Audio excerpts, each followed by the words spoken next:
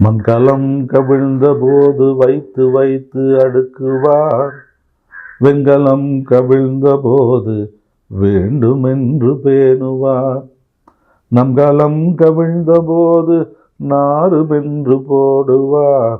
என் கலந்து நின்ற மாயம் என்ன மாயம் ஈசனே. ஓம் நம சிவாய. ஓம் ஓம் நம சிவாய. ஓம் நம சிவாய. ஓம் ஓம் நம சிவாய. சிவவாக்கியர் பாடல். மண்கலம் கவிழ்ந்த போது வைத்து வைத்து அடுக்குவார். வெண்கலம் கவிழ்ந்த போது வேணுமென்று பேணுவார். நம்கலம் கவிழ்ந்த போது நாறுமென்று போடுவார். என் கலந்து நின்ற மாயம் என்ன மாயம் ஈசனே. ஒரு மண் சட்டி உடைந்து போனால் கூட அது வேறு ஒரு உபயோகத்திற்கு தேவைப்படும் என்று எடுத்து வைப்பார்கள்.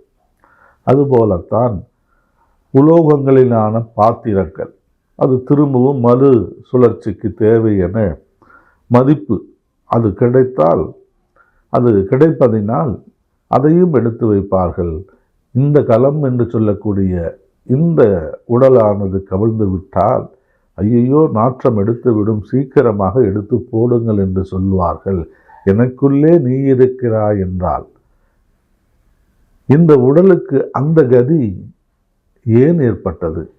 என் கலந்து நின்ற மாயம் என்ன மாயம் ஈசனே. இந்த கதிக்கு போனதற்கு என்ன காரணம்? ஈஸ்வர தத்துவம் கதியாக, பிராணனாக, சுவாசமாக இருக்கிறது. இந்த உடல்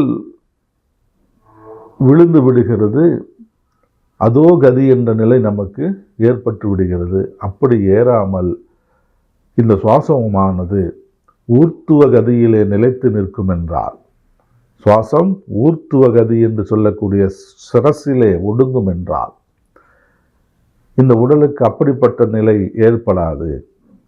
சிரசிலே சுவாசத்தை நிலைநிறுத்த தெரியும் என்றால் அதற்கு ஞானியர்களுடைய அருள் நமக்கு வேண்டும். விட்டகுறை தொட்டகுறை வேண்டும், பூர்வ புண்ணியம் வேண்டும்.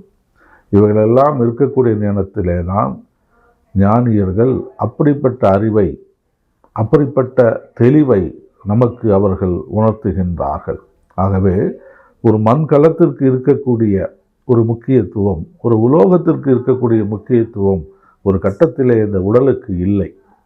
ஆகவே அப்படிப்பட்ட உடலை நாம் மாற்ற வேண்டும் என்றால், அந்த கதிக்கு போகக்கூடாது என்றால், கதி என்று சொல்லக்கூடிய சுவாசத்தை, பிராணனை சிரத்திலே செலுத்தக்கூடிய அறிவை, தெளிவை, ஆற்றலை நாம் தெரிந்து கொள்ள வேண்டும் என்பதனை இந்த பாடல் மூலமாக நாம் உணர்ந்து இந்த உடலை பாதுகாக்கக்கூடிய, ஈஸ்வர தத்துவத்தை உணரக்கூடிய அளவிலே இந்த உடலுக்கு எந்த அதோகதையும் ஏற்பட்டு விடாது இருக்கக்கூடிய நிலையிலே நான் அதை பாதுகாக்க வேண்டும் என்பதனை இந்த பாடல் மூலமாக நாம் தெளிவு பெற முடியும்.